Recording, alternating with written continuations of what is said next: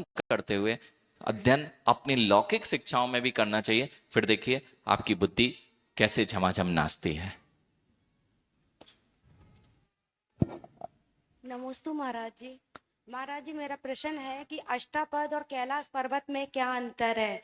कोई बोलता है आदिनाथ भगवान जी अष्टापद से मोक्ष गए हैं, कोई कहता है कैलाश पर्वत से गए हैं। देखिए वह पर्वत श्रृंखला कैलाश पर्वत पर्वत श्रृंखला कैलाश पर्वत से कहा है, और अष्टापद कैलाश पर्वत का ही वह क्षेत्र है।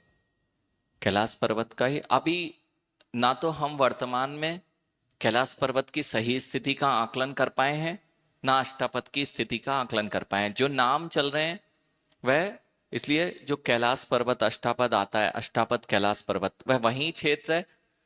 लेकिन अभी भी ना तो हम कैलाश पर्वत माउंट एवरेस्ट जैसे हम बोल रहे हैं, वहां भी अभी भी दुर्गम स्थान है जिन पर्वतों पे, और लाखों साल नहीं, लाखों साल तो बहुत कम है, अरबों भी नहीं, खरबों भी नहीं, सागर में असंख्यात ईयर्स होते हैं।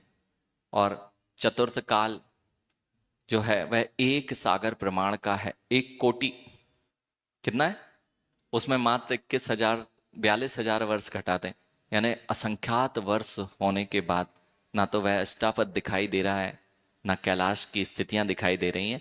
अभी जिसे आप मान रहे हैं, आप तो ये मानिए कि हम मोक्ष भूमि की आदिनाथ भगवान की वंदना कर रहे हैं।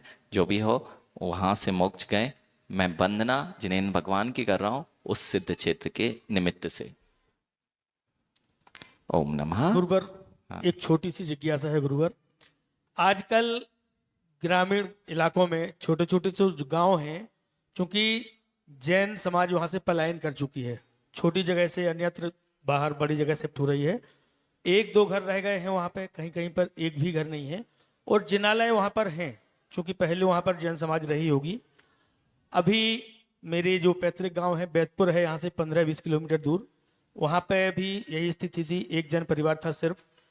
लगभग 15 साल पहले वहाँ के मंदिर का जीर्णोद्धार करवाया गया था, पूरा मंदिर लगभग 12-13 लाख रुपए खर्च करके। अभी तक उसकी व्यवस्थाएं सुचारू रूप से चलती नहीं, बीच में एक पुजारी रख दिया गया था।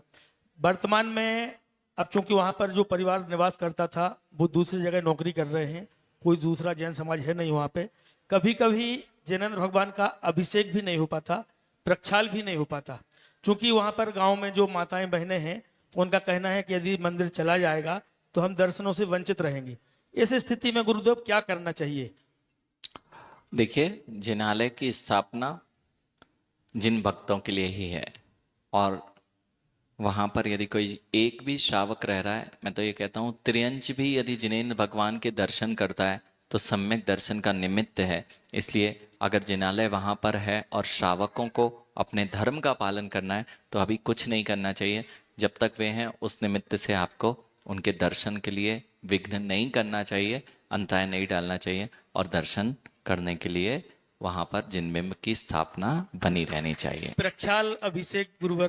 प्रच्छाल अभिषेक जिनेन्द्र भगवान का आवश्यक नहीं है, जिनेन्द्र भक्तों को आवश्यक है ना। तो बहुत सारे मान स्तंभ में प्रच्छाल नहीं होता, तो इसका अर्थ ये नहीं है कि हम मान स्तंभ नष्ट कर देंगे, है ना। तो मान स्तंभ नष्ट नहीं किए जाते, मान स्तंभों में प्रच्छाल नहीं होता है। तो यहां पर अगर प्रच्छाल नहीं हो रहा तो उसकी व्यवस्था बनाए, ना कि मंदिर को हटाने का प्रयास करें।